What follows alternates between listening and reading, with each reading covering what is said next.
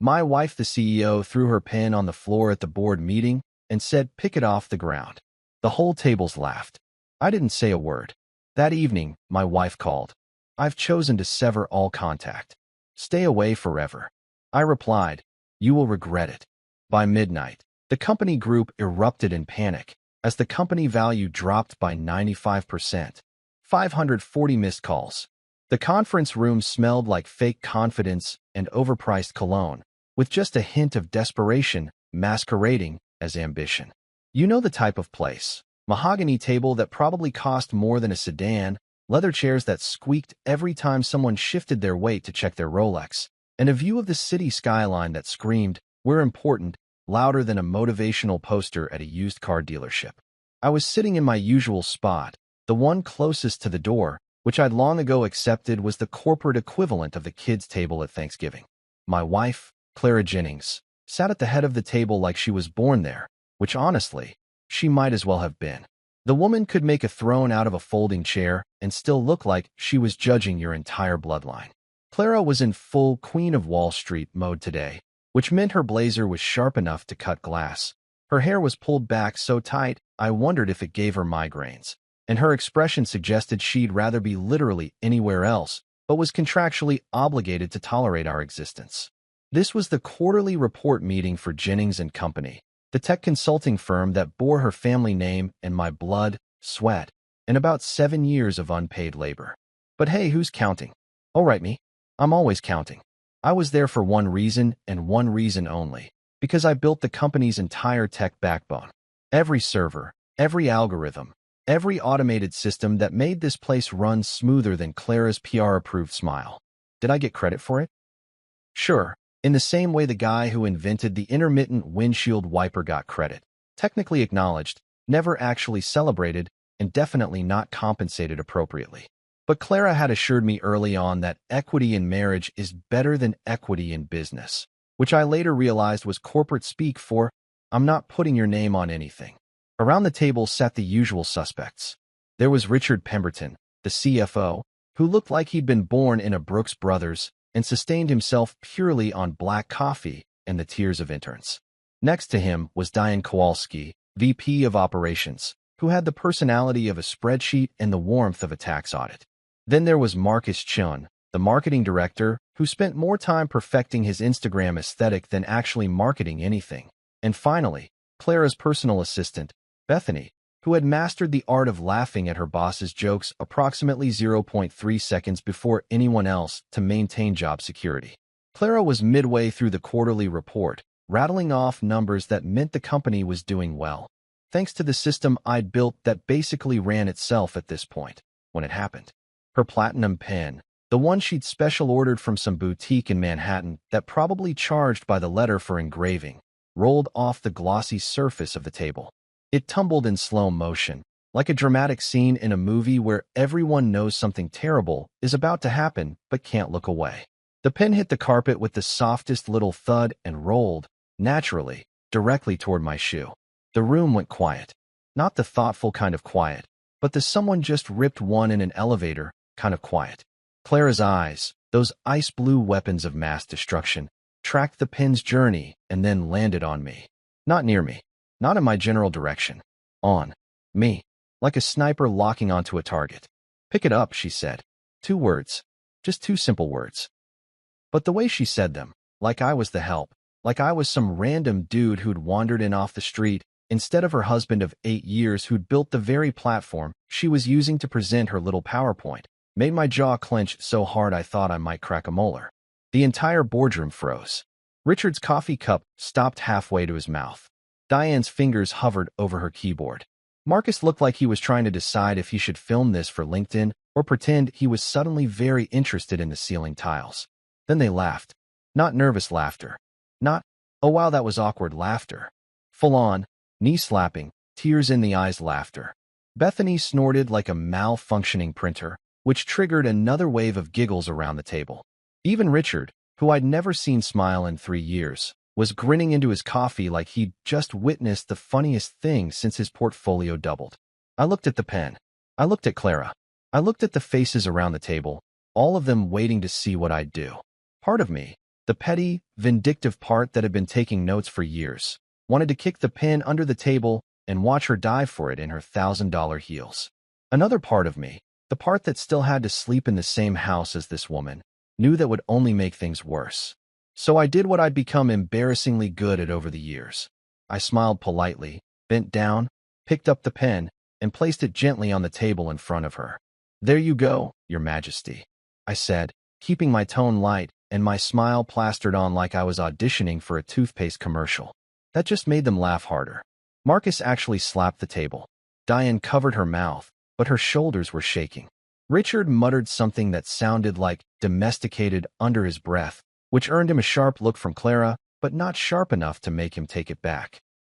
Bethany had to excuse herself because she was laughing so hard she was crying, which I personally thought was overkill, but what do I know about performative corporate sycophancy? Clara took the pen without a word, without even a nod of acknowledgement, and continued her presentation like nothing had happened, like she hadn't just publicly reduced her husband to the status of a footstool in front of the entire executive team. Like this was just another Tuesday in the glamorous life of Clara Jennings, CEO extraordinaire. But here's the thing about humiliation. It has a funny way of clarifying things. As I sat there, listening to her drone on about projected growth and market penetration and synergistic partnerships, I felt something shift inside me. Not anger, not even hurt. Something colder, something more focused. Inside, even as my face maintained that same pleasant smile, I knew something with absolute certainty. Something big was about to break. And it wouldn't be me this time.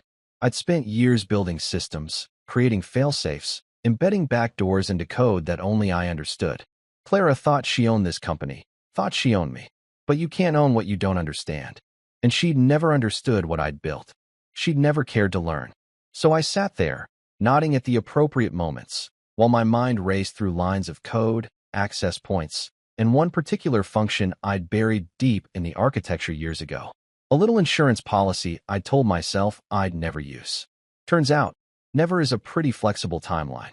The ride home in Clara's Mercedes was a masterclass in awkward silence, the kind that makes you want to turn the radio up to 11 just to have something, anything, to fill the void. But Clara had turned the radio off the moment we got in the car, which I'd learned over the years meant she was either furious, scheming, or both. Probably both. The leather seats, which normally smelled like luxury and success, today smelled like tension and the lingering ghost of her perfume, something French and expensive that probably cost more per ounce than I'd spent on groceries last month. She was texting someone, her thumbs flying across her phone screen with the intensity of a court stenographer during a murder trial. I tried to sneak a glance at who warranted such urgent attention, but she angled the phone away like I was trying to steal state secrets. For all I knew, maybe I was. Could have been her PR manager, could have been her personal trainer, could have been Lucifer himself confirming their weekly brunch plans. With Clara, you never really knew who was in her inner circle on any given day. Her contacts list probably had more turnover than a fast food joint. I cleared my throat, deciding to be the bigger person. "So, I think that presentation went well," I said, going for casual and landing somewhere around desperate. The Q3 numbers were solid. The new client acquisition metrics were particularly. She held up one finger without looking at me. One finger. The universal symbol for shut up. I'm busy with important things, and you are not an important thing. I watched that perfectly manicured finger hover in the air between us like a tiny middle finger to my entire existence, and I felt my jaw clench for the second time that day. I was going to need a mouthguard at this rate. "Right? Yeah, no problem," I muttered, turning to look out the window as we merged onto the highway. The city lights blurred past, all those other people in all those other cars probably having normal conversations with their spouses about what to have for dinner or whose turn it was to take out the trash. Meanwhile, I was sitting here getting the silent treatment like I was a teenager who'd missed curfew, not a grown man who'd just been publicly humiliated by his wife in front of her entire executive team. I tried again about 10 minutes later, because apparently I'm a glutton for punishment. "Did you want to stop anywhere? We could grab takeout. That Thai place you like is on the way, the one with the—" "No," she said, not looking up from her phone. "Just no. Not, no thank you.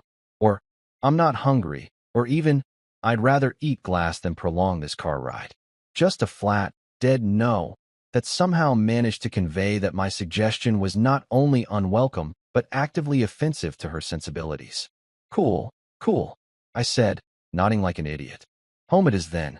She didn't respond. Her phone buzzed. She typed something back, and then she actually smiled.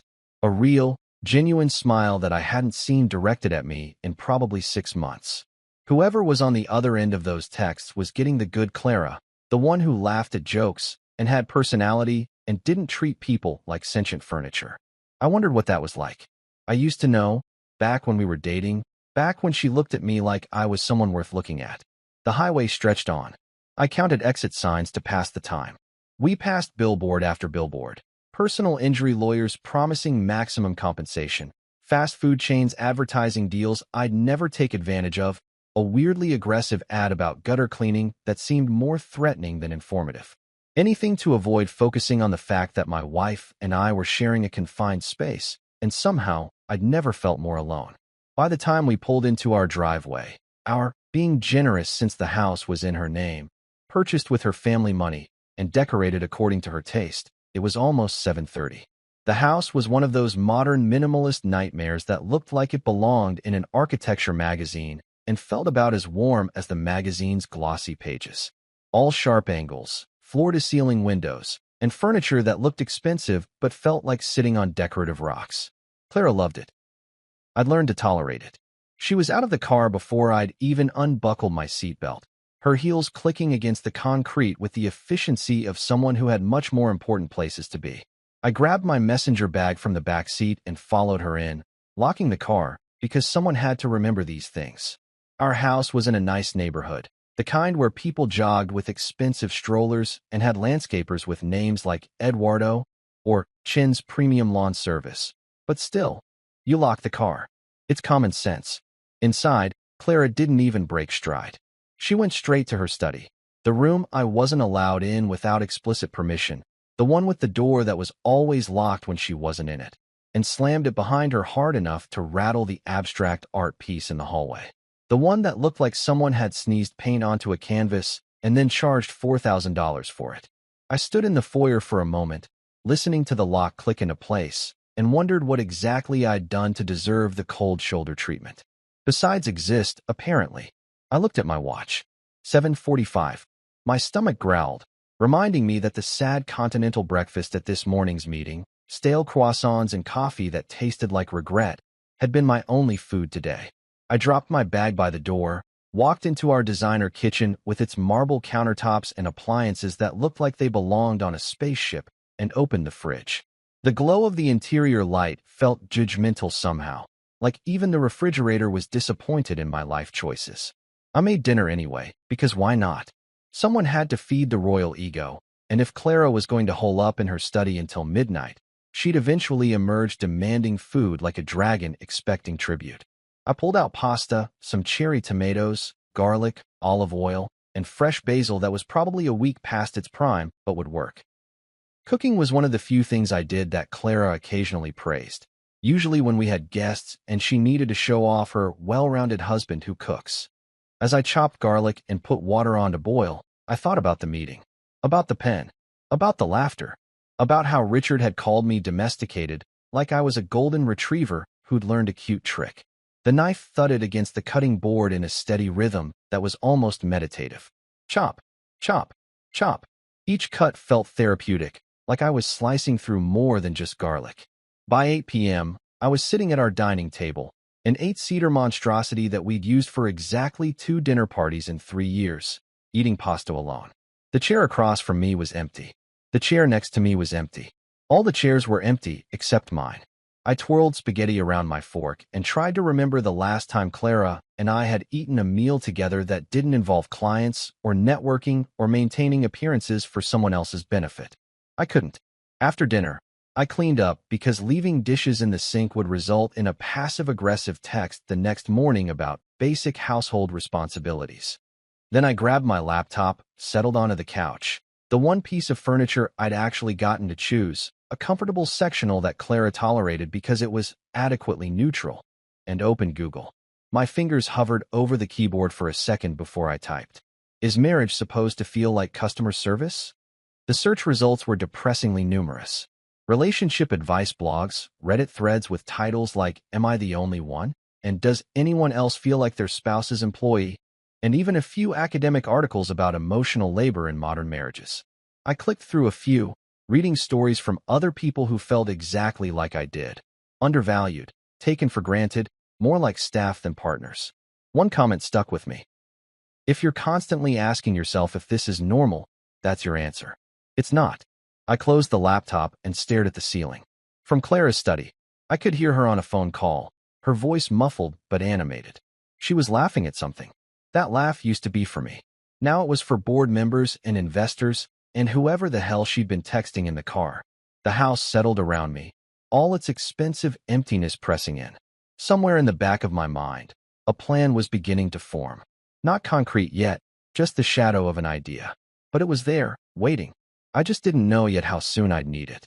I'd moved from the couch to my desk around 9:30, partially because sitting in the living room staring at nothing was getting depressing, and partially because I needed to check some code I'd been working on for a client project. Well, client project was generous. It was more like a side hustle I'd been developing in secret, something that had nothing to do with Jennings and Company and everything to do with maintaining my sanity. When you spend your days building someone else's empire for free, you start thinking about building your own. The house had settled into its usual nighttime rhythm, which is to say it was quiet as a tomb except for the occasional creak of expensive wood flooring adjusting to temperature changes. Clara was still locked in her study, probably on her third conference call of the evening with investors in different time zones, or maybe practicing her TED Talk about female entrepreneurship that conveniently left out the part where her husband built the actual product she was selling. I had my headphones on, some lo-fi beats playlist that was supposed to help concentration, and I was actually getting into a decent flow when my phone lit up on the desk. 10:42 p.m. Clara's name flashed across the screen. I stared at it for a second, confused. She was literally 30 feet away, down the hall in her study. Why would she be calling me? Had something happened? Was the house on fire, and she couldn't be bothered to walk over and tell me in person? With Clara, anything was possible. I pulled off my headphones and answered. Hello. I've chosen to sever all contact. Stay away forever. Her voice came through the speaker cold and rehearsed, like she'd practiced this line in the mirror a few times to get the delivery just right. It had that quality of a prepared statement, the kind politicians read after a scandal breaks. Formal, distant, completely devoid of anything resembling human emotion. I laughed. I actually laughed. Because what else do you do when your wife calls you from 30 feet away to deliver what sounds like dialogue from a particularly dramatic soap opera? What, like, a trial separation? I said, still half convinced this was some kind of weird joke or stress-induced breakdown. Clara, are you okay? Did something happen? No, she said, and I could hear her take a breath, the kind you take before delivering news you know is going to land like a bomb. Like you don't exist. The laughter died in my throat. I pulled the phone away from my ear for a second, looked at the screen to confirm I was actually talking to my wife and not some prank caller, then put it back. I'm sorry, what? You're calling me from your study to tell me I don't exist? Clara, this is insane. If you want to talk about what happened today, we can. There's nothing to talk about. She cut me off, her voice sharp as a paper cut. I've made my decision. This marriage is over. I want you out of the house by the end of the week. My lawyer will contact you about the details. I sat there, phone pressed to my ear, trying to process what I was hearing. End of the week? Lawyer? This wasn't a conversation. It was a corporate termination. She was firing me from our marriage like I was an underperforming employee who'd failed to meet quarterly expectations. Part of me wondered if she had a PowerPoint presentation prepared for this too, complete, with pie charts showing the decline of our relationship metrics over time. So that's it, I said, keeping my voice level even though my heart was doing this weird thing where it felt like it was beating both too fast and too slow at the same time. 8 years, and you're ending it with a phone call while you're in the next room?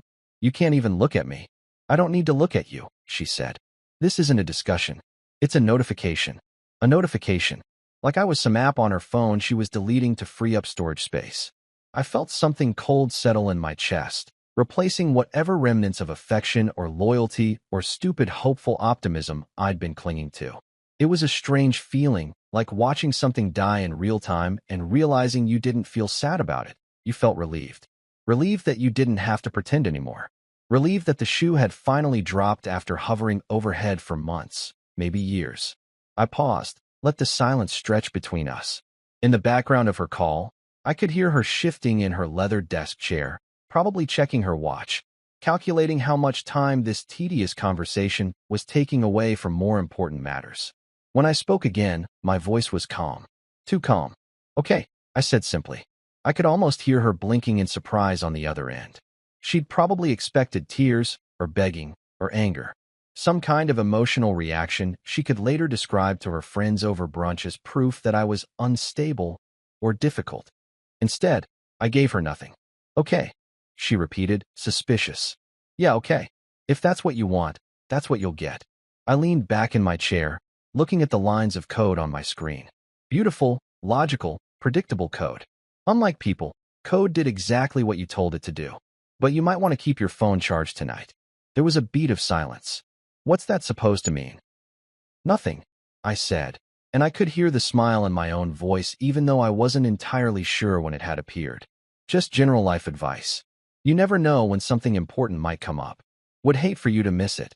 Are you threatening me? Her voice went up an octave, that carefully controlled CEO persona cracking just enough to let some actual emotion through. Because if you think you can. Threatening you? Clara, please. I'm just saying it's a good idea to stay connected. You're a busy woman.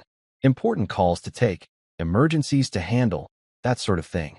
I was being deliberately vague, which I knew would drive her crazy. Clara hated not being the smartest person in the room, hated not understanding exactly what was happening at all times. Anyway, thanks for the heads up about the whole divorce thing. Very professional. Very you. Don't, she started, but I was done. Good night, Clara. Sleep tight. Don't let the bedbugs bite, or the market volatility, or whatever it is that keeps CEOs up at night. I hung up before she could respond, which felt better than it probably should have.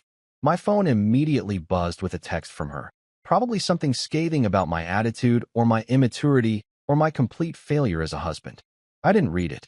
Instead, I opened my messages, typed out one line, and hit send before I could second-guess myself. You will regret it. 3 words. Simple, clean, direct. I watched the delivered notification appear under the message, then switched my phone to do not disturb mode. Let her sit with that for a while. Let her wonder what I meant. Let her call back 50 times if she wanted to. I wouldn't hear it. I turned back to my computer, cracked my knuckles like some kind of hacker in a movie, and opened a folder I'd labeled Insurance Policy about 3 years ago. Inside were files with names like system_architecture_master doc and access_protocols_original. TXT, and, most importantly, failsafe_alpha.py. I'd created failsafe_alpha during the company's second year, back when I still believed Clara and I were partners in every sense of the word. It was supposed to be a safety mechanism, a way to protect the company's infrastructure if we ever got hacked or if someone tried to steal our proprietary systems. I'd buried it deep in the code, told Clara it was standard security protocol, and she nodded without understanding a single word because technical details bored her unless they directly translated to $signs. What I hadn't told her was that failsafe_alpha had a very specific trigger condition, one that could only be activated by someone with my exact security credentials and knowledge of the system architecture. And what it did when activated wasn't exactly protect the company. It was more like, well, let's call it aggressive restructuring.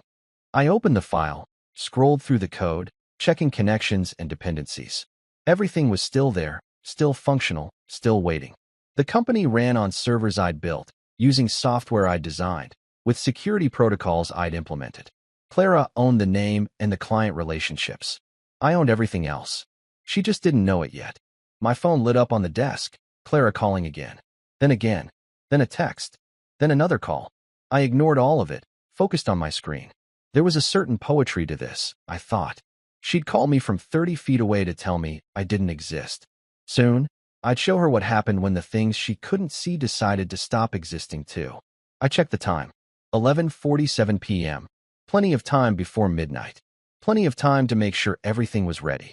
I opened a beer from the mini fridge under my desk, a gift from my buddy Marcus who told me every home office needed one, and took a long drink. Then I positioned my fingers over the keyboard and smiled. Let's see how you like being on the receiving end of a notification, Clara. I poured myself a drink. Whiskey, the good stuff I kept hidden in the back of my desk drawer behind old cables, and a user manual for a printer we didn't even own anymore. Clara thought I only drank beer, which was hilarious considering how little she actually paid attention to anything I did. The whiskey was a 12-year-old single malt I'd bought myself last Christmas when Clara had given me a gift card to Best Buy with a note that said, "For whatever tech thing you need." Romantic, right? Really captures that holiday magic. I sat at my desk, the amber liquid catching the light from my monitor, and opened my laptop properly. Not the sanitized, corporate-approved laptop that Jennings & Company had issued me with all its tracking software and restrictions, but my personal machine. The one with the good processor, the encrypted hard drive, and absolutely zero connections to Clara's digital empire except for the ones I deliberately maintained as insurance. This was my kingdom, this cluttered desk with its coffee-stained mouse pad and the action figure of Iron Man that my nephew had given me 3 birthdays ago, because he said I fixed stuff like Tony Stark. Kid had no idea how right he was. The thing about Jennings & Company that nobody really understood, including and especially Clara, was that it wasn't her company. Not really. Sure, her name was on the door, her face was on the website, her signature was on all the contracts. But the actual company? The beating heart of it? That was all me. I had built its internal systems from the ground up, starting from that dingy one-bedroom apartment we'd shared when we were still pretending to be equals. Back when she'd look at me with something resembling respect and say things like, "We're going to build something amazing together," instead of "pick it up." I'd constructed every server, every database, every line of automation that made the company run smoother than Clara's carefully maintained public image. The client tracking AI that everyone raved about? Mine. The predictive analytics that helped close deals before competitors even knew they were on the table? Mine. The security protocols that had protected the company from 3 separate attempted cyber attacks? All mine. I'd even built the internal messaging system they used, the one that was currently probably lighting up like Times Square with panicked messages from Clara trying to figure out what my cryptic text had meant. Clara owned the spotlight. She was good at that part, I'd give her credit. She could walk into a room and make everyone believe she was the smartest person there, could spin narratives about innovation and disruption that made investors open their wallets like hypnotized cult members. But I owned the code. And the code, my friends, had a very special switch.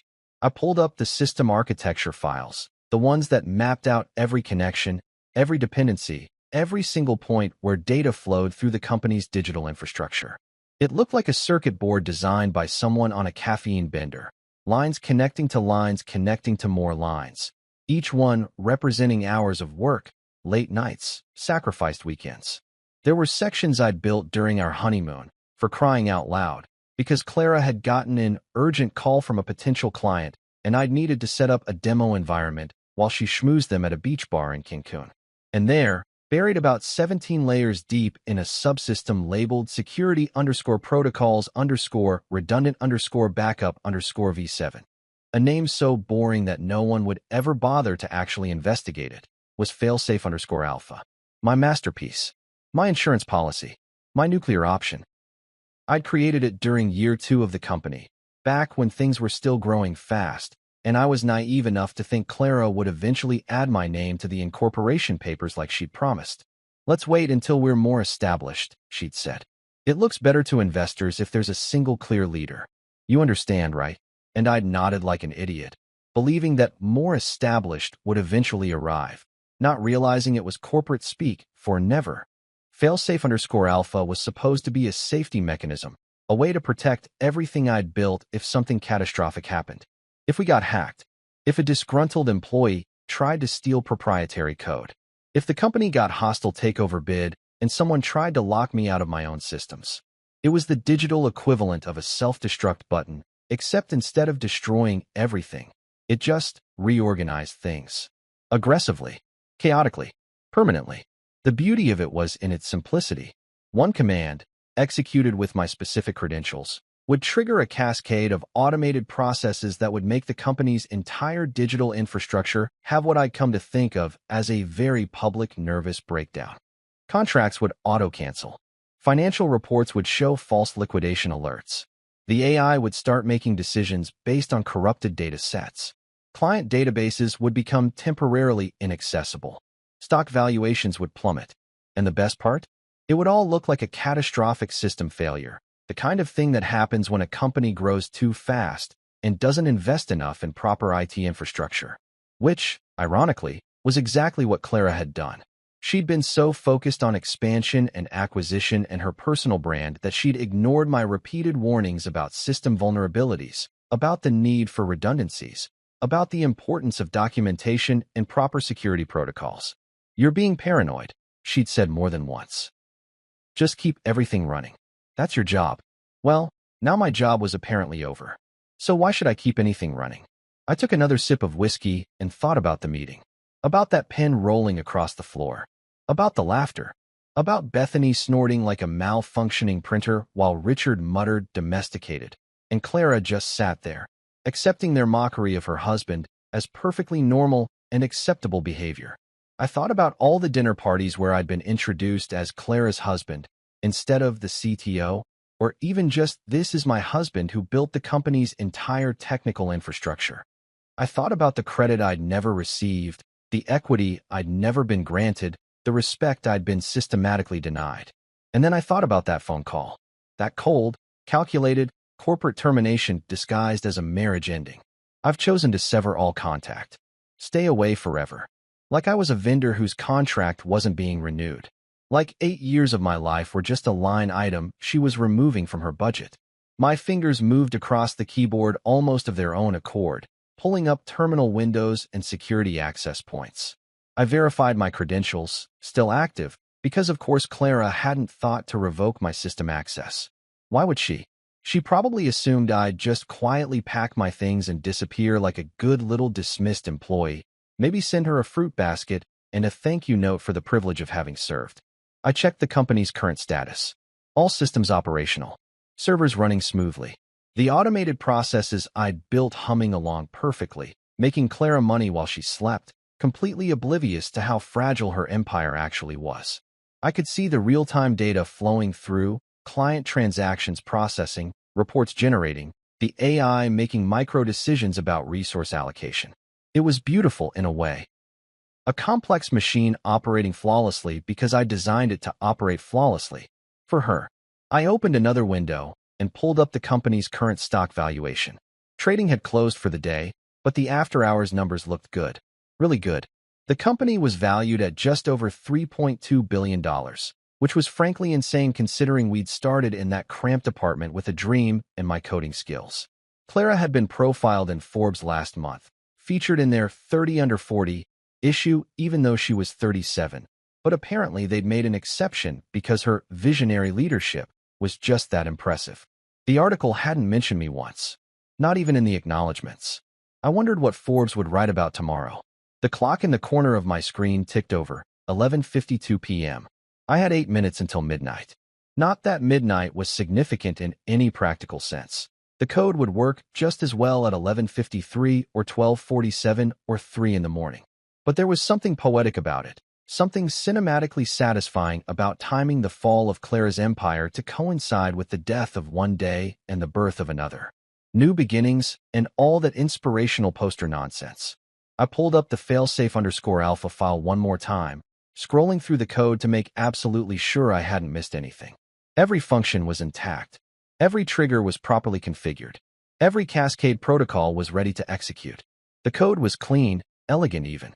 Some of my best work, which was saying something considering the quality of what I'd built for this company. My phone buzzed again. Another call from Clara.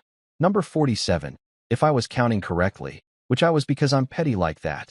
I let it go to voicemail, imagining her in her study, probably pacing now, her carefully maintained composure cracking as I refused to respond to her summons. She wasn't used to being ignored. She wasn't used to not getting immediate compliance when she demanded something. This had to be driving her absolutely insane. Good. I finished my whiskey, set the glass down with a satisfying clink against the wooden desk, and positioned my hands over the keyboard. My heart was doing this weird thing where it felt both calm and racing at the same time, like my body couldn't decide if this was terrifying or exhilarating. Probably both. Definitely both. 11:58 p.m. I thought about calling someone. My brother maybe, or my college roommate Dave, just to have someone witness this moment. But no, this was something I needed to do alone. This was between me and Clara and 8 years of accumulated disrespect. 11:59 p.m. I took a breath. Then another. My fingers rested on the keys, ready. You know what, Clara? I said out loud to the empty room. You were right about one thing. I don't exist. Not to you anyway. But let me show you what happens when something that doesn't exist decides to stop pretending. The clock hit 11:59 and 30 seconds. I typed the command. Enter my credentials. Verified the execution parameters one final time. 11:59 and 50 seconds. My cursor hovered over the enter key. See you on the other side, I whispered. And at exactly 11:59 and 59 seconds p.m., I pressed enter. The screen flickered once, like it was taking a breath before a performance, and then all hell broke loose in the most beautiful, catastrophic way I'd ever witnessed. At exactly 11:59 p.m., the moment my finger left the enter key, every server that powered Jennings & Company started screaming like a kettle on full boil. Not literally screaming. Obviously, servers don't have vocal cords, but the system monitoring dashboard I had pulled up on my second screen erupted into a light show of red alerts, error messages, and warning notifications that would have made a Christmas tree jealous. I sat back in my chair, cracked open another beer, and watched the digital apocalypse unfold with the kind of satisfaction usually reserved for watching your favorite sports team score a game-winning touchdown. Except this was better than any sports game, because I wasn't just watching, I'd written the entire playbook.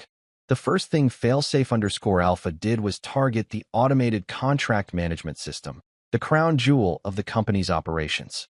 This was the AI-powered beauty that handled client agreements, renewals, and those sweet recurring revenue streams that made investors salivate.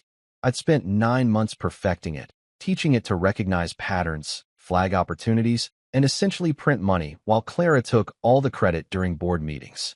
Now, at 12:01 a.m., it had developed a sudden and aggressive case of amnesia mixed with what could only be described as suicidal tendencies. High-value contracts started auto-canceling. Not the small ones. That would have been too subtle. No, Failsafe_Alpha went straight for the jugular, targeting the top 50 clients by revenue. Companies that paid us 6 and 7 figures annually suddenly received automated emails informing them that Jennings & Company was restructuring operations and would be unable to continue service effective immediately. The emails were professionally worded, naturally. I'd written them years ago as templates, but their timing and volume was about as professional as a bull in a china shop wearing roller skates. I watched the activity logs scroll past on my screen, each line representing another severed revenue stream, another broken relationship, another nail in the coffin of Clara's empire. It was poetry in motion, if poetry could be written in Python and executed with ruthless efficiency. By 12:03 a.m., the financial reporting system had joined the party. This was the part one was particularly proud of, the piece de resistance, if you will. The system started triggering false liquidation alerts, sending automated notifications to investors and board members that the company was entering emergency shutdown protocols. The notifications looked official because they were official. I'd built them into the system as part of the disaster recovery procedures that Clara had approved without reading. The irony was delicious. Stock market algorithms that monitored after-hours company communications picked up these alerts immediately. Even though the markets were closed, the automated trading systems that ran 24/7 started adjusting their models, recalculating Jennings & Company's valuation based on what appeared to be a complete corporate meltdown. I pulled up a financial tracking site and watched in real time as the company's theoretical value began to nosedive faster than my faith in marriage. $3.2 billion at 11:59 p.m., $3.1 billion at 12:04 a.m., $2.9 billion at 12:06 a.m. It was like watching a countdown clock, except instead of counting seconds, it was counting Clara's net worth circling the drain. By 12:07 a.m., The client database had decided to take an unscheduled vacation. Not deleted. I wasn't a monster, just temporarily encrypted with a key that only I possessed. To anyone trying to access it, the system would report catastrophic data corruption and recommend immediate IT intervention. The kind of IT intervention that would cost millions and take weeks, assuming they could find someone who understood my architecture well enough to even attempt repairs. Spoiler alert, they couldn't, because I deliberately made the documentation about as helpful as assembly instructions written in ancient Sumerian. The AI systems were really getting into the spirit now.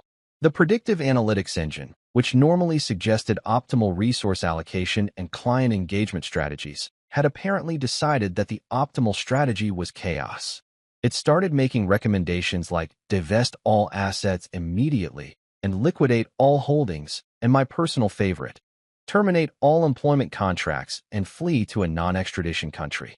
I hadn't programmed that last one. The AI had genuinely gone off the rails in the most entertaining way possible. At 12:10 a.m., I decided to check in on the company's Slack workspace. Because if there's one thing I'd learned about corporate America, it's that when stuff hits the fan, everyone runs to Slack to panic collectively. I'd maintained admin access to the workspace, naturally, and set my status to invisible so I could lurk like a ghost at my own company's funeral. The main channels were exploding. The first message had appeared at 12:02 a.m. from Dylan, the night shift system administrator, who probably thought this was going to be a quiet Tuesday night of Netflix and occasionally checking server logs. Dylan, guys? Anyone else seeing weird behavior in the contract system? That had been followed approximately 30 seconds later by Dylan. Okay, never mind, everything is on fire. Dylan. Not literally fire, but like digital fire. Dylan. Someone call someone. The IT channel had devolved into complete pandemonium. Messages were flying faster than I could read them. A stream of consciousness panic attacks spread across multiple employees who were apparently all working late or had been woken up by automated alert systems. Sarah_DevOps. All servers reporting critical failures simultaneously? James_backend. How is that even possible? Sarah_DevOps. I don't know, James, that's why I'm asking. Marcus_IT. Contract system just sent termination notices to LexDeck. Sarah_DevOps. LexDeck is our biggest client. Marcus_A was our biggest client. I took a sip of beer and scrolled through more channels. The executive team's private channel, which I'd been removed from 3 months ago, but had maintained backdoor access to because I'm not an idiot, was even better. Richard, the CFO who'd found my humiliation this morning so amusing, had posted at 12:11 a.m. Richard_CFO, what's happening? Richard_CFO, someone explain to me why Bloomberg is reporting we're in liquidation. Richard_CFO, our stock projection just dropped $2.1 billion. Diane, VP of Operations, chimed in with her characteristic grace under pressure. Diane_Ops, this can't be real. Diane_Ops, this has to be a hack. Diane_Ops, we're down $3.1 billion. And then, at 12:15 a.m., the message I'd been waiting for appeared, written in all caps with the fury of 1,000 suns. Clara_CEO, fix this now. Clara_CEO, I want every single person on this platform working on solutions immediately. Clara_CEO, someone get our lead developer on the line. I laughed out loud at that one, the sound echoing in my empty office. Lead developer. That's what she called me when she needed something fixed, when my actual title was apparently too complicated or too generous for regular use. I wondered how long it would take someone to point out that the lead developer was her soon-to-be ex-husband, who she'd just fired via phone call from 30 feet away. Marcus from marketing. Not the same Marcus as Marcus_IT, because apparently every tech company is legally required to employ multiple people named Marcus, provided the answer. Marcus_marketing. Clara, isn't that your husband? The chat went silent for approximately 15 seconds, which in Slack time felt like an eternity. Then, Clara_CO, someone else. Get someone else. Clara_CEO, call external consultants. Clara_CO, call anyone. Richard_CFO, we're down 95% market cap in 17 minutes. I checked the financial tracker again. He wasn't exaggerating. From 3.2 billion to 160 million in less than 20 minutes. That had to be some kind of record. I should probably check the Guinness Book of World Records, see if there was a category for fastest destruction of a tech company by a scorned spouse. My phone, which I'd left on Do Not Disturb, showed 73 missed calls. 60 from Clara, the rest distributed among various board members and executives who'd somehow gotten my personal number and were presumably calling to either beg for help or threaten legal action. Maybe both. I ignored all of them, far too invested in watching the Slack drama unfold. At 12:17 a.m., someone, I think it was one of the junior developers, made the mistake of asking the question everyone was thinking. Kevin_Junior_dev, could this be an inside job? The chat exploded again. Everyone had theories. Disgruntled former employees. Corporate espionage. Russian hackers. Chinese intelligence. One person suggested it might be aliens, which honestly wasn't the worst theory I'd heard tonight. But then Dylan, blessed Dylan who'd been frantically trying to stop the digital bleeding for the past 15 minutes, posted something that made me sit up straighter. Dylan, all the core processes are being terminated by authenticated admin credentials. Dylan, these aren't external attacks. Dylan, someone with God-level access is doing this from inside the system. Sarah_DevOps, who has God-level access. Dylan, according to the logs, only one person. I watched the chat, waiting to see if he'd say it, if he'd connect the dots. Dylan, the original system architect. There was a pause, then. Marcus_IT. Wasn't that? Sarah_DevOps. Oh. Clara_CEO. Don't you dare say his name. Too late, Clara. Way too late. I opened a new terminal window, typed out one final command, and posted it directly into the company's main Slack channel for everyone to see. It was petty, immature, and absolutely worth it. Hey, maybe try picking it off the ground. Then I revoked my own Slack access, closed my laptop, and leaned back in my chair with the biggest smile I'd had in 8 years. Game. Set. Match. I made it exactly 47 minutes before my phone achieved what I can only describe as technological sentience and decided to have a complete mental breakdown.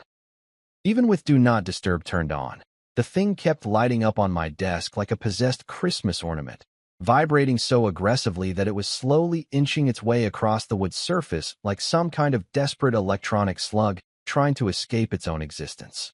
I'd read somewhere that smartphones could theoretically overheat from excessive use, and I was genuinely starting to worry that mine might achieve nuclear fusion and take out the entire home office. By 1:15 a.m., I'd received 217 missed calls. I know this because I made the mistake of checking, thinking maybe the chaos had died down and people had accepted their fate with grace and dignity. Spoiler alert, they had not. The call log read like a who's who of corporate America's worst nightmare. Board members, investors, Clara's personal assistant Bethany, the CFO Richard who'd found my humiliation so entertaining just 12 hours ago, and even some numbers I didn't recognize, which meant people were giving out my contact info like Halloween candy to anyone who might possibly be able to fix this catastrophe. There were voicemails too. So many voicemails. My inbox had apparently reached its maximum capacity at 50 messages and just gave up, which honestly felt like a metaphor for something, but I was too busy being petty to analyze it. I listened to exactly 3 of them before deciding that I valued my sanity more than I valued entertainment. The first was from Richard, sounding like he was having a legitimate panic attack. Pick up. Pick up. Pick up. I don't care what happened between you and Clara. The company is hemorrhaging value like. I don't even have a metaphor. It's just bad. Call me back immediately. We'll pay you whatever you want. Name your price. I'm serious. I will personally write you a check right now if you. The message cut off there, presumably because he'd exceeded the time limit. The second was from Diane, VP of Operations, who'd apparently decided that anger was the best approach. I don't know what you think you're doing, but this is criminal. Criminal. We will sue you for everything you have. You'll never work in this industry again. You'll delete. The third was from Clara's mother, Patricia, which was unexpected. Patricia had never liked me, had made it abundantly clear from day one that her daughter was marrying down by choosing a tech guy instead of a lawyer or a doctor or literally anyone else with a more respectable pedigree. Her message was exactly what I'd expected. I always knew you were trouble. Poor Clara, dealing with a vindictive child throwing a tantrum. When she divorces you, She'll take everything, you know. Everything. My lawyers will make sure. Delete, delete, super delete. By 1:47 a.m., the missed calls had climbed to 392. My phone was no longer vibrating. It was having a full-on seizure. I watched it dance across my desk, buzzing and lighting up in a rhythm that was almost hypnotic. Call from Clara. Call from unknown number. Call from Richard again. Call from someone labeled Jennings Board. Emergency. Call from Clara. Call from another unknown number. It was like watching a slot machine that only paid out in anxiety and professional consequences. I decided this was as good a time as any for a snack break. I walked to the kitchen, leaving my possessed phone behind to have its electronic meltdown in peace. The house was quiet except for the distant, muffled buzzing coming from my office, which sounded vaguely like an angry bee had been trapped in a jar. I opened the pantry, Clara's meticulously organized pantry where everything was arranged by category and color because she'd seen it on some home organization influencer's Instagram, and pulled out a bag of microwave popcorn. The butter lover's kind, because if you're going to watch your ex-wife's empire crumble in real time, you might as well do it with proper snacks. The microwave hummed to life, and I stood there watching the bag expand and rotate, listening to the kernels pop in increasingly rapid succession. There was something meditative about it, honestly. Pop, pop, pop. Pop, pop, pop, pop, pop. Kind of like the sound of Clara's net worth disappearing, now that I thought about it. When the popcorn was done, I grabbed a beer from the fridge, my third of the night, but who was counting besides me, and headed back to my office. My phone had given up trying to move and was just lying there on the desk, screen flashing desperately. The notification count had stopped updating at 99 plus, which was Apple's way of saying, dude, seriously, what is happening in your life right now? I picked up the phone, scrolled through the recent calls with mild interest while munching popcorn. There were some interesting additions to the list now. A number with a New York area code that my caller ID helpfully informed me was from Goldman Sachs Private Wealth Management. A call from someone named Trevor Marks, Wall Street Journal, which presumably meant the Wall Street Journal was already circling like a shark that smelled blood in the water. Several calls from law firms with names that sounded like they cost $1,000 an hour just to pronounce. And Clara. So many calls from Clara. The timestamps told a story of increasing desperation. 12:47 a.m., 12:51 a.m., 12:55 a.m., 1:02 a.m., 1:04 a.m., 1:06 a.m., 1:07 a.m. That last cluster of 3 calls in 4 minutes suggested she'd progressed from anger to full panic, which made sense given that her $3 billion company was currently worth less than a decent house in San Francisco. At 2 a.m. exactly, I checked my phone one final time before committing to a proper movie night. The missed call counter had reached a beautiful, poetic number, 540. 540 calls in just over 2 hours. That averaged out to about 4.5 calls per minute, which honestly seemed excessive even for a corporate apocalypse. I'd crashed one company, not the entire stock market. I turned my phone completely off, not just do not disturb, but fully powered down, and settled onto my comfortable couch with my popcorn and beer. The TV remote sat on the coffee table next to Clara's collection of interior design magazines that she never actually read, but kept around because they made her look cultured. I grabbed the remote and opened Netflix, scrolling through options. What does one watch while their ex-wife's empire burns down in real time? An action movie felt too intense. A drama felt redundant given that I was living through enough drama for 3 Shakespearean plays. A documentary seemed too educational. Then I saw it, sitting there in my continue watching queue. The Office. Perfect. Absolutely perfect. I queued up Season 5, Episode 14, Stress Relief. The one where Dwight stages a fire drill that goes horribly wrong and everyone panics. The irony was so thick you could cut it with a knife.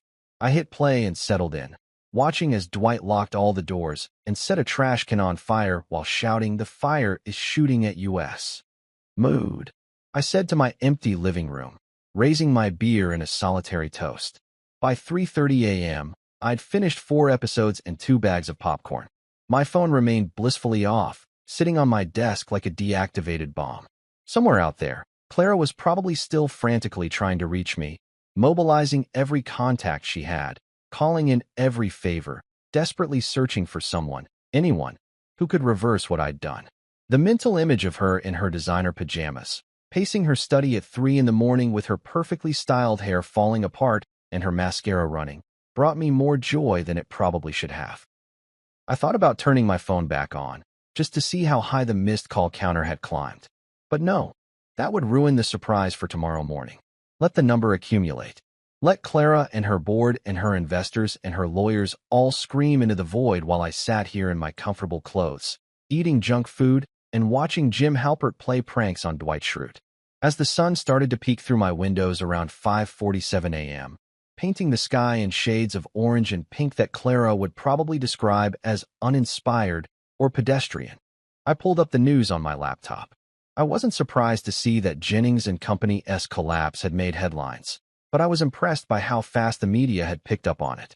Tech giant Jennings and Co. suffers catastrophic system failure. Bloomberg. Jennings and Co. loses $3 billion in market value overnight. Wall Street Journal. The fastest corporate collapse in state history. Financial Times. That last one made me laugh out loud. The fastest corporate collapse in state history. They'd probably want to interview me for the behind-the-scenes story eventually. Maybe I'd write a book. How to Destroy a Billion-Dollar Company in 20 Minutes. A memoir by a guy who was told to pick up a pen. I closed my laptop, stretched, and looked around my office. My space, full of my things, free from Clara's minimalist design philosophy and color-coordinated bullshit. The sun was fully up now, marking the beginning of what was technically Wednesday, but felt more like the first day of the rest of my life. Outside, birds were chirping. Inside, my phone was off and my conscience was clear. The news could call it the fastest corporate collapse in state history if they wanted. I called it Tuesday. I woke up around 10 a.m. on Wednesday morning feeling more refreshed than I had in approximately 3 years, which was coincidentally around the time Clara had stopped pretending our marriage was anything other than a business arrangement with occasional awkward dinner parties. My neck didn't hurt from sleeping on the couch. I'd actually made it to the bed around 6 a.m. And for the first time in recent memory, I didn't wake up with that familiar knot of dread in my stomach that usually accompanied the thought of existing in the same house as my wife. Ex-wife. Soon-to-be ex-wife. Whatever the legal terminology was for a woman who tried to fire me from our marriage via phone call. I showered, shaved, and put on my best suit. The charcoal gray Tom Ford that I'd bought for our 5th anniversary dinner and that Clara had immediately criticized for being too flashy, even though it cost less than one of her weekly blowout appointments. I paired it with a crisp white shirt, my favorite tie with the subtle geometric pattern, and the watch my brother had given me when I'd graduated college with my computer science degree. The watch was nothing fancy, just a reliable Seiko, but it kept perfect time and hadn't once tried to publicly humiliate me, which made it more valuable than most of the people I'd be seeing today. By 10:47 a.m., I was walking into the Jennings and Company building like I owned the place, which technically I kind of did from a built every system that makes this building function perspective, even if Clara's name was on all the paperwork. The lobby was chaos incarnate. People were speed walking in every direction like extras in a disaster movie, their faces painted with various shades of panic and disbelief. The receptionist, a normally unflappable woman named Sandra who'd worked the front desk for 6 years, looked like she'd aged a decade overnight. Her eyes were red-rimmed, and she was on the phone with someone, saying, "I don't know," over and over again with increasing desperation. She saw me walk in, and her eyes went wide.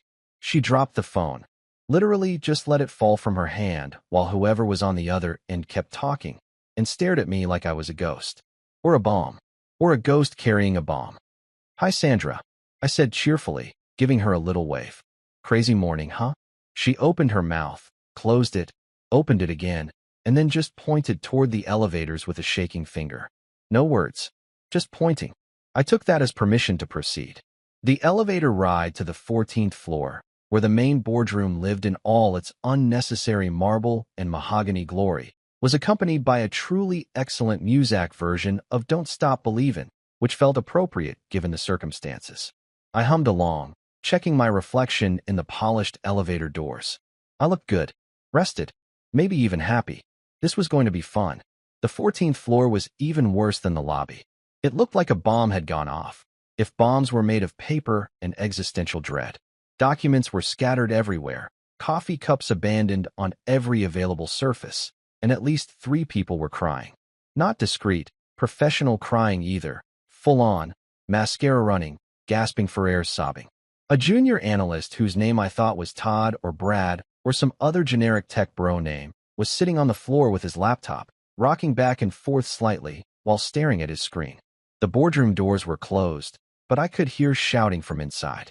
Multiple voices, all talking over each other in that special kind of cacophony that only happens when very important people suddenly realize they're not as important as they thought they were.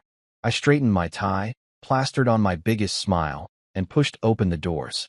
The scene inside was spectacular. The massive conference table that had witnessed yesterday's pen incident was now covered in laptops, tablets, printed financial reports, and what looked like someone's half-eaten bagel with locks. Papers were everywhere, on the table, on the chairs, scattered across the floor like confetti at the world's most depressing party. The CFO, Richard, looked like he'd aged 20 years since yesterday, his normally perfectly coiffed hair sticking up at weird angles like he'd been running his hands through it repeatedly. His shirt was untucked on one side, and he had the wild-eyed expression of a man who'd just watched his retirement fund evaporate. Diane, the VP of operations, was on her phone, pacing near the windows, her voice shrill enough to probably shatter glass. "I don't care what time it is in London. Get them on the phone now." She was still wearing yesterday's clothes, which suggested she'd been here all night, which was both sad and hilarious. Marcus from marketing was slumped in a chair, scrolling through his phone with the defeated posture of someone reading their own obituary. Bethany, Clara's assistant, was crying into a tissue while simultaneously trying to take notes on her iPad, creating what I imagined was a very damp and illegible record of the proceedings.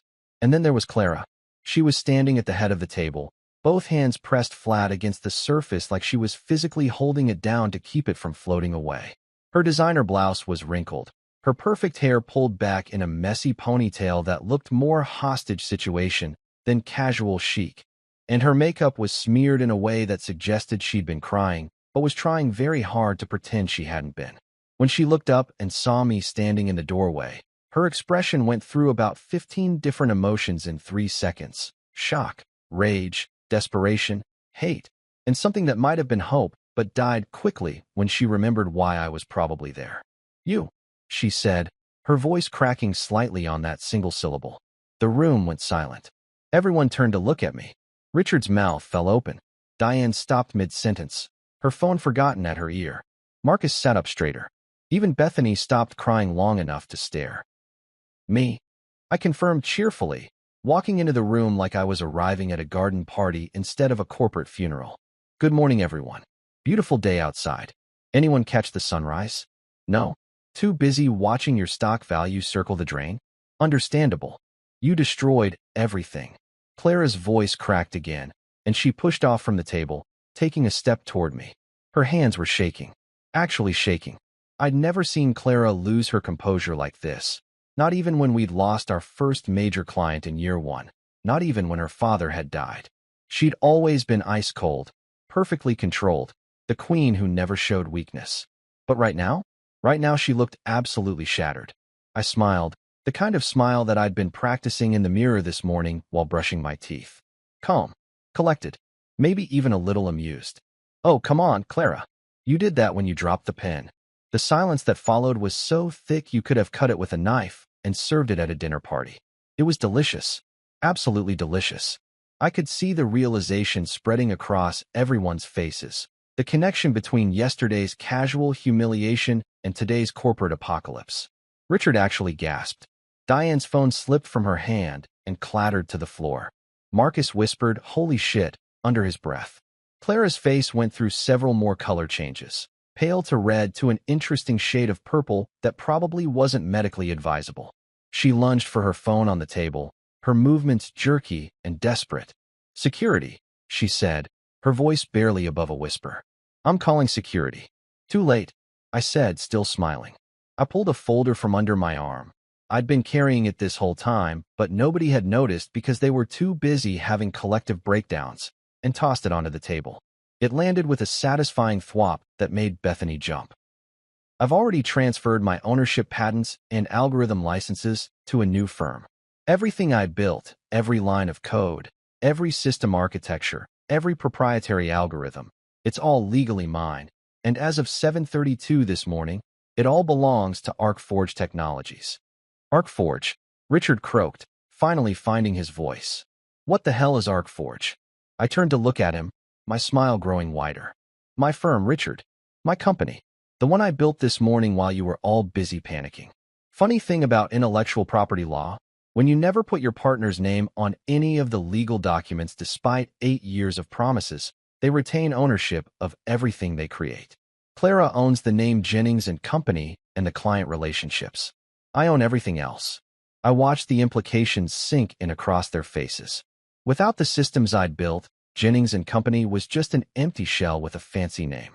They had nothing to sell, no infrastructure to support clients, no AI to automate processes. They were a car dealership without any cars, a restaurant without a kitchen. You can't do this, Diane said, but her voice lacked conviction. She knew I could. They all knew I could. Already did, I replied. I looked around the room one more time, taking in the destruction, the panic, the beautiful chaos that I'd created with one command and 8 years of contingency planning. Oh, and by the way, Jerry and Priya from your board? They called me this morning. They're joining ArcForge as senior advisors. They said they loved my sense of humor. That wasn't entirely true yet. Jerry and Priya had sent inquiring emails, but we hadn't finalized anything. But the looks on everyone's faces made the embellishment worth it. Clara just stared at me, her mouth opening and closing like a fish drowning in air. For once in her life, she had absolutely nothing to say. I straightened my tie one more time and headed for the door. Before I left, I turned back, catching Clara's devastated expression one last time. Oh, and Clara, if you drop your pen today, pick it up yourself. The door closed behind me with a satisfying click, and I walked toward the elevator with my head held high, leaving the wreckage of Clara's empire scattered across that conference room like the world's most expensive jigsaw puzzle. 48 hours. That's all it took for ArcForge Technologies to go from a spite-fueled idea I'd incorporated while eating popcorn and watching The Office to the hottest name in the tech industry. 48 hours for my newly minted company to trend globally on Twitter, LinkedIn, and even TikTok, where some finance bro with exceptionally good hair had made a video about the fastest revenge glow-up in tech history that got something like 4 million views. I didn't have TikTok. I valued my attention span. But my nephew sent me the link with approximately 17 fire emojis and the message, "Uncle, you're famous." I'd spent Wednesday afternoon after leaving the Jennings and Company boardroom doing what any reasonable person would do after destroying their ex-wife's billion-dollar empire. I went to Costco and bought a rotisserie chicken because spite is hungry work and I'd been living off popcorn and beer for 36 hours. Then I went home, set up a proper office space in my spare bedroom. The one Clara had always insisted should be a meditation room that she never once meditated in, and got to work building something that was actually mine. The incorporation papers for ArcForge Technologies were filed by 6 p.m. Wednesday. I'd chosen the name during the drive home from Costco, sitting at a red light and eating chicken straight from the container like some kind of caveman entrepreneur.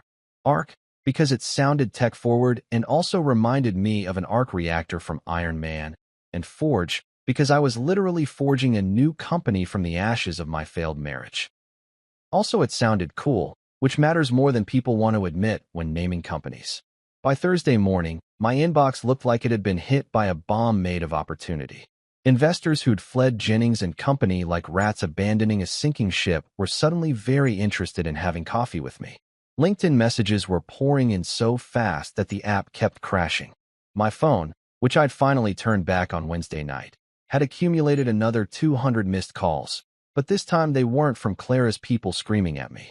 They were from venture capital firms, private equity groups, and angel investors who apparently loved the narrative of scorned tech genius burns down ex-wife's empire and builds new one from the ashes. The first serious inquiry came from Mitchell Sanderson, a VC from Bay Area Capital who'd actually invested in Jennings and Company S-Series B round 3 years ago.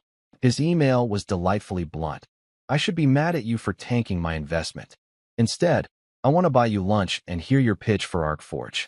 Also, that pen line was legendary. My partners have been quoting it all morning. We met at a steakhouse downtown on Thursday afternoon. Mitchell was one of those guys who looked exactly like what you'd expect from a Silicon Valley venture capitalist. Expensive casual clothes that probably cost more than my first car, designer glasses, a watch that could fund a small country's GDP. He ordered a scotch that was older than most college graduates and got straight to the point. What you did was either the most brilliant strategic move I've seen in 10 years or completely insane, he said, swirling his scotch like he was in a whiskey commercial. I'm betting on brilliant. What's the pitch? I laid it out for him. ArcForge Technologies would specialize in enterprise AI solutions and custom software architecture, essentially everything I'd built for Jennings and Company. But better, and without the baggage of a CEO who treated me like the help. I owned all the intellectual property, all the algorithms, all the proprietary systems. I could license them, improve them, or build entirely new solutions from scratch. The market opportunity was massive because, as recent events had proven, most companies had no idea how vulnerable their tech infrastructure actually was. How vulnerable is most companies' tech infrastructure? Mitchell asked, leaning forward with interest. I smiled. Let's just say if their lead developer decides to go rogue, they're probably screwed. Most places don't document properly, don't build redundancies, and definitely don't consider the risk of the person who built everything deciding they're done being treated like garbage. Mitchell laughed, a genuine bark of amusement that made the people at the next table look over. That's the most honest pitch I've heard in years. Most founders try to blow sunshine up my ass about how they're going to change the world. You're basically saying you're going to profit off corporate dysfunction and terrible management. Exactly, I said. And there's a lot of corporate dysfunction to profit from. By the time dessert arrived, some kind of chocolate thing that cost $32 and came with gold flakes, because rich people love pretending they're eating precious metals. Mitchell had committed to a seed round of $5 million. $5 million. For a company that was barely 2 days old and consisted of me, my laptop, and a business plan I'd written between episodes of The Office. I'm in, Mitchell said, shaking my hand across the table. Not just because the tech is solid, though it is, but because you've got the best origin story I've ever heard. Husband destroys wife's company after pen incident is going to play extremely well in the media. The narrative basically writes itself. He wasn't wrong. By Friday morning, the Wall Street Journal had published a feature article titled The Fall of Jennings and Company and the Rise of ArcForge, a tech marriage gone wrong. Forbes followed up with how one developer's revenge reshaped the enterprise software landscape. Even Bloomberg got in on the action with a piece analyzing the systemic vulnerabilities exposed by the Jennings collapse. They interviewed industry experts, competitors, and even tried to interview Clara, who'd apparently barricaded herself in her house and wasn't taking calls from anyone except her lawyers and her therapist, presumably in that order. The best part? Every single article mentioned the pen.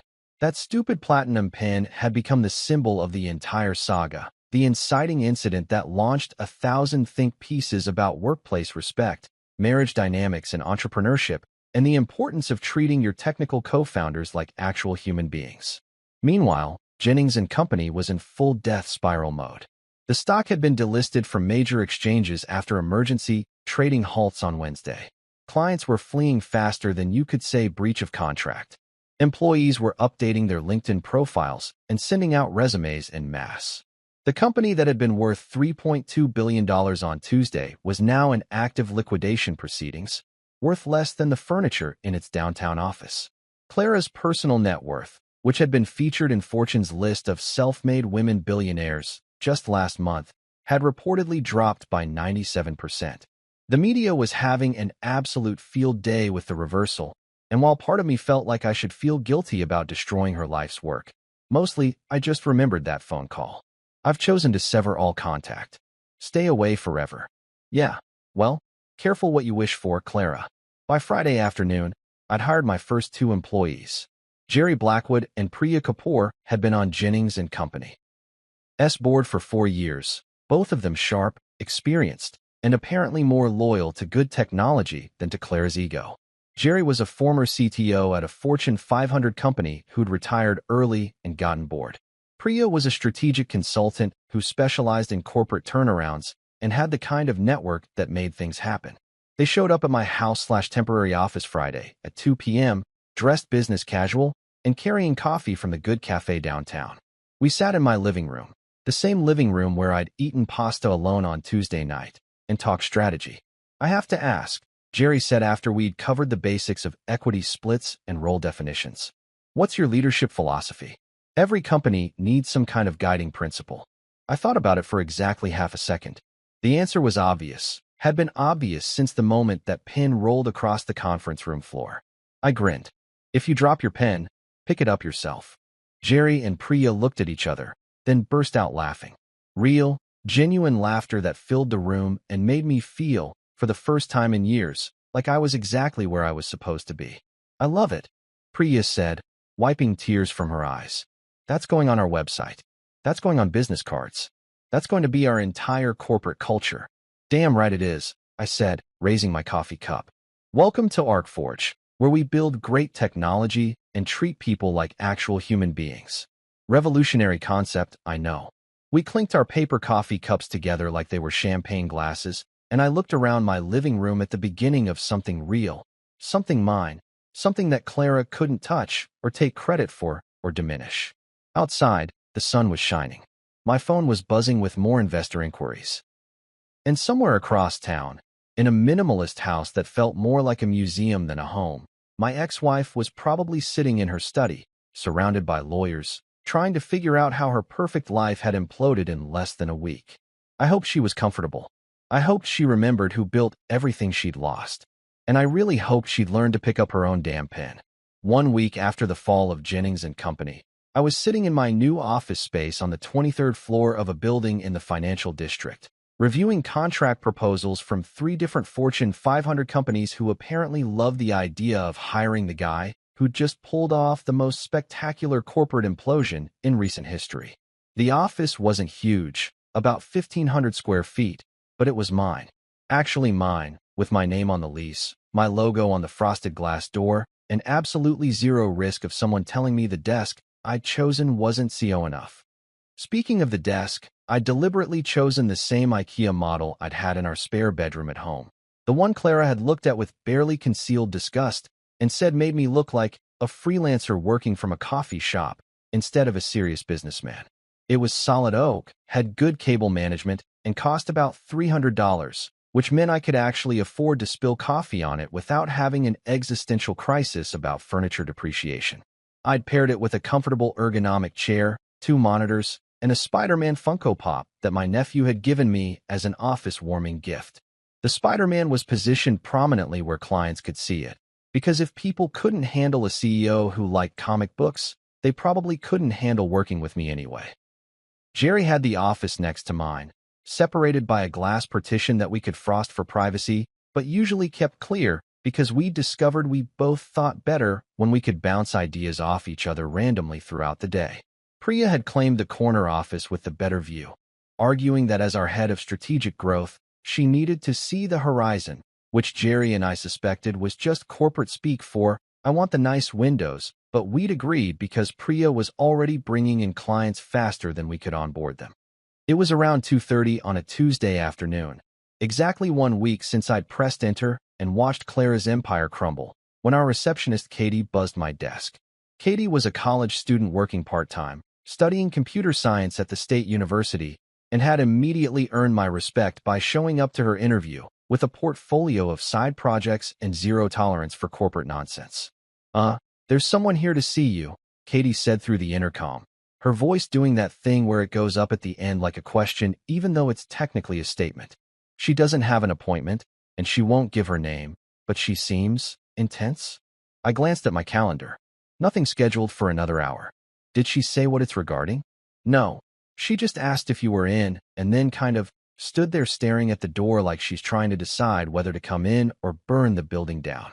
Jerry, who could hear the conversation through our open partition, looked up from his laptop and mouthed Clara with raised eyebrows. I shrugged, but my gut told me he was probably right.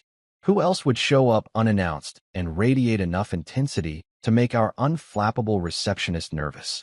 Send her in, I said, leaning back in my chair and trying to decide what facial expression I should wear. Professional? Smug? Concerned? I settled on neutral curiosity, which was probably the most mature option, even though Smug was really calling to me. The door opened, and Clara walked in. Except it wasn't the Clara I'd last seen in that boardroom a week ago, and it definitely wasn't the Clara who'd sat at the head of conference tables like she was royalty presiding over her subjects. This Clara looked like she'd been through a war and lost badly. Her hair, usually styled within an inch of its life, was pulled back in a simple ponytail that actually looked like a regular human being had done it instead of a professional who charged $200 an hour. She was wearing jeans, which I'd seen her wear exactly twice in 8 years, both times under extreme duress, and a plain sweater that looked like it might have actually come from a normal store instead of some boutique where they serve you champagne while you shop. But it was her eyes that really got me. They were exhausted, the kind of exhausted that comes from not sleeping properly for days, from crying until you run out of tears, from watching everything you'd built collapse and realizing you couldn't stop it. The ice blue weapons of mass destruction had melted into something that looked almost human, almost vulnerable. No security guards flanked her. No assistant trailed behind taking notes. No photographer documented her arrival for social media. Just Clara, standing in my doorway looking smaller somehow, like she'd been physically diminished by the weight of the past week. We stared at each other for a long moment. Through the glass partition, I could see Jerry pretending to work on his laptop, while obviously watching us with the intensity of someone binge-watching a reality show finale. From Priya's office, I heard her say something into her phone, and then the call abruptly ended. She was definitely listening too. "You humiliated me," Clara said finally, her voice barely above a whisper. It wasn't accusatory, wasn't angry. It was just sad. A statement of fact delivered by someone who'd had a week to think about what had happened and had come to some kind of conclusion about it. I leaned back in my chair, my $300 IKEA chair that I loved specifically because it annoyed her, and took my time responding.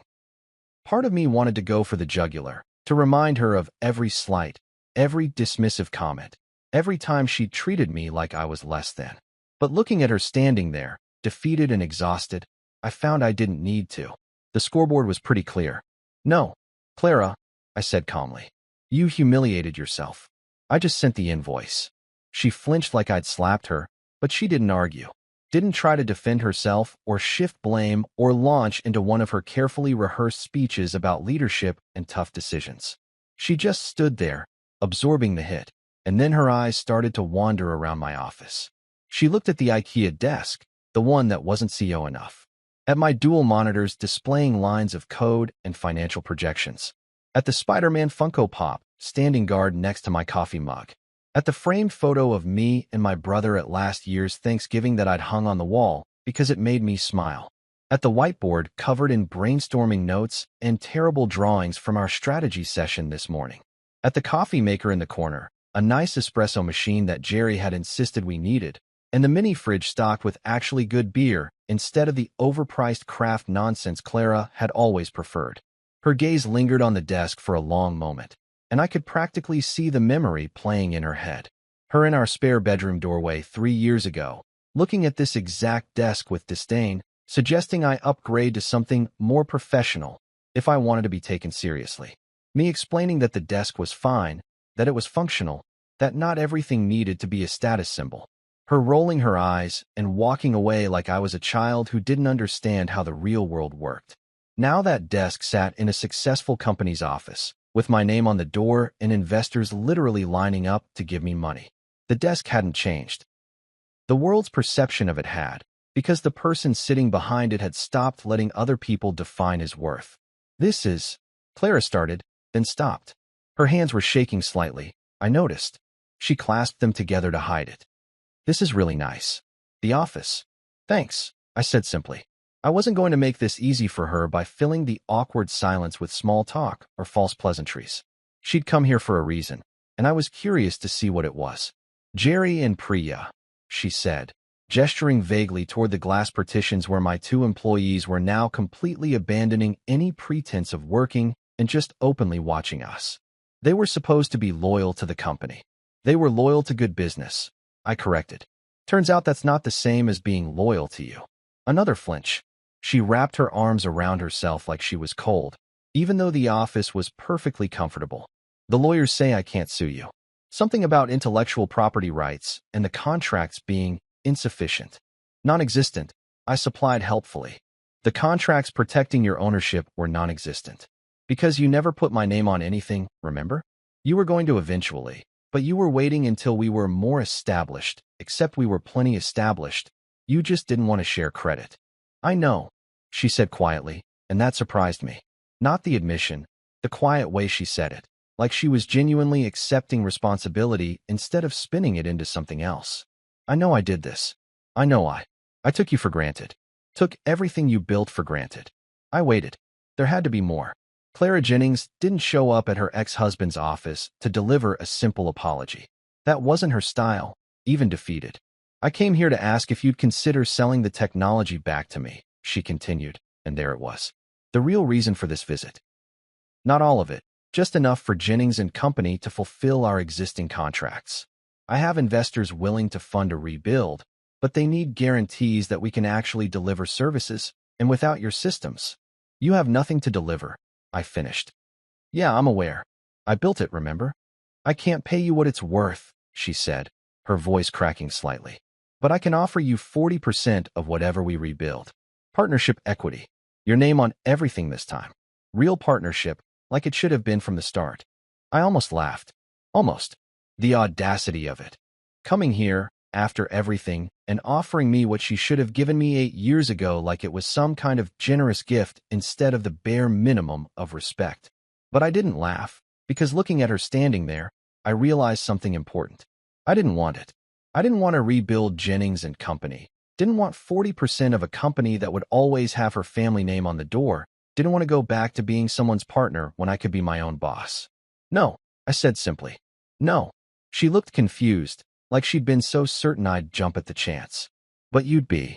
I'd be your partner again, I interrupted. In a company that I already burned down once. Clara, I don't want to rebuild your empire. I'm busy building my own. She opened her mouth to argue, then closed it. Looked around my office one more time. At the desk, the monitors, the Spider-Man, the whiteboard, the evidence of something new and mine and untouchable by her. Right, she said finally. Of course. I just thought. Never mind what I thought. She turned to leave, and I let her get all the way to the door before I spoke again. Clara. She stopped, hand on the doorframe, but didn't turn around. That phone call. I've chosen to sever all contact. Stay away forever. You remember that? Her shoulders tensed. Yes. Good. Because that's the last time you get to make demands of me. Ever. We're done. The company is done. Whatever we were is done. Move on. She stood there for another moment, and I thought maybe she'd turn around, try one more time to convince me, or guilt me, or manipulate me. But she didn't. She just nodded once, sharp and quick, and walked out of my office without another word. Through the glass, I watched her walk past Katie's desk, past the ArcForge logo on the wall, and out into the hallway. The elevator dinged. She stepped inside, and then she was gone. Jerry appeared in my doorway approximately 4 seconds later. Holy shit, dude. Yeah, I agreed. You okay? I thought about it. Really thought about it. Then I smiled. Yeah, Jerry. I'm actually perfect. Months passed. ArcForge thrived like a plant that finally got moved out of the shade and into actual sunlight. We'd closed deals with 12 major clients, hired 15 employees, and moved into a bigger office space that had an actual break room instead of just a mini fridge and prayers. I'd moved into a downtown loft with exposed brick, hardwood floors, and my dog Baxter, a golden retriever I'd adopted from a shelter who greeted me every day like I was a war hero returning home instead of just some guy who worked from home in sweatpants. Sometimes, when I scrolled past news articles about Jennings and Company's liquidation proceedings, I'd smile and whisper to Baxter. Told her she'd regret it, buddy. He'd wag his tail in solidarity, because dogs are excellent at supporting petty vengeance. People asked me if I missed her. Friends, family, that one nosy barista at my regular coffee shop who felt entitled to my life story because I tipped well. I perfected my response, sure, like I miss dial-up internet.